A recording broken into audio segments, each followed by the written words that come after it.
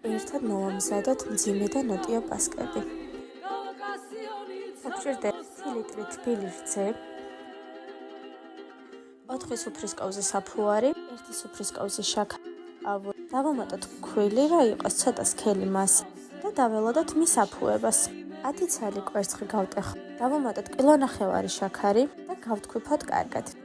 აფუებულ მასას დავამატოთ გოგლი-მოგლის მასა, ავურიოთ 400 გრამი არაჟა, 400 გრამი მაწვა, ავურიოთ. გავადნოთ 400 გრამი კარაქი და ავურიოთ მასში. დაგვჭირდება 2,5 კილო ან 3 კილო ფქვილი და მოვზილოთ რბილი ცომი. დავამატოთ 300 გრამი ქიშმი, 300 გრამი ცუკატა.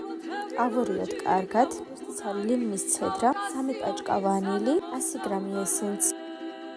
მოვზილოთ კარგად ცომი. დავამატოთ 100 გრამი ზეთი. გადავზილოთ და დავუმლოდოთ მის აფუებს. აფუების შემდეგ მოვზილოთ ზეთიანი ხელით ყვავისა და დავაყრუნოთ. აფუების შემდეგ გადავიტანოთ ფორმებში. გამოვაცხოთ 180 გრადუსზე. მალე გაგიზიარებთ ესენციის და გლაზურის რეცეპტს.